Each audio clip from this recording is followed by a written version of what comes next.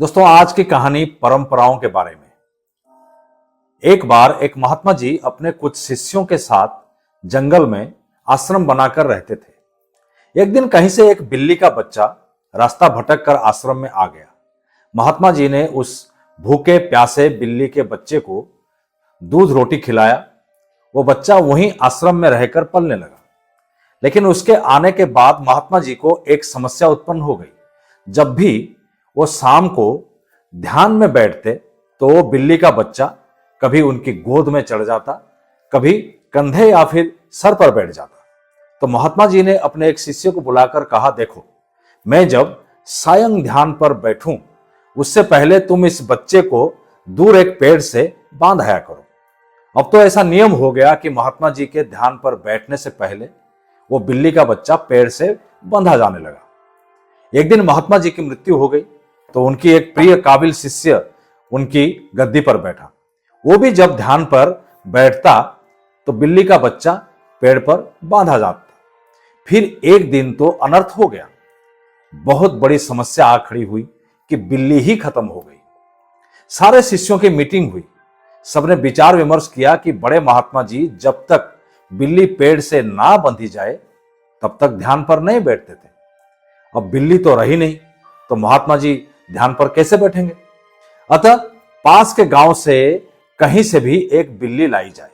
आखिरकार काफी ढूंढने के बाद एक बिल्ली मिली जिसे पेड़ पर बांधने के बाद महात्मा जी ध्यान पर बैठे। विश्वास माने उसके बाद जाने कितनी बिल्लियां मर चुकी और न जाने कितने महात्मा जी मर चुके। लेकिन आज भी जब तक पेड़ पर बिल्ली ना बांधी जाए तब तक महात्मा जी ध्यान पर नहीं बैठते। कभी उनसे पूछो तो कहते हैं ये तो परंपरा है, हमारे पुराने सारे गुरुजी करते रहे, वे सब गलत तो नहीं हो सकते। दोस्तों, ये तो हुई उन महात्मा जी और उनके शिष्यों की बात, पर कहीं ना कहीं हम सब ने भी एक नहीं अनेकों ऐसी बिल्लियां पाल रखी हैं। कभी गौर किया है इन बिल्लियों पर? कहां से आए, कैसे आए, क्यों आए? सैकड़ों वर्षों से हम सब ऐसे ही कई परंपराओं की जाल में जकड़े हुए हैं।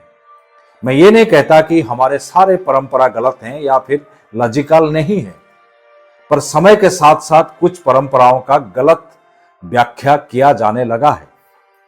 जरूरत इस बात की है दोस्तों कि हम ऐसी परंपराओं और अंधविश्वासों को अब और ना पनपने दें। अगली बार ऐसी किसी चीज पर यकीन करने से पहले सोच लें कि कहीं हम जाने अनजाने कोई अंधविश्वास रूपी बिल्ली तो नहीं पाल रहे हैं। दोस्तों, जाते जाते मैं आपको फिर से याद दिलाना चाहूंगा कि आप जैसा कोई नहीं, आप किसी से कम नहीं। अगर खुद पर है भरोसा तो जरूर पूरी होगी मन की आशा। ऐसे ही नई नई और अच्छी कहानी सुनने के लिए सब्सक्राइब करें YouTube channel BK the storyteller और फॉलो करें मेरा Facebook page BK the storyteller. अगले हफ्ते फिर एक नई कहानी। तब तक स्वस्थ रहें और मस्त रहें। धन्यवाद।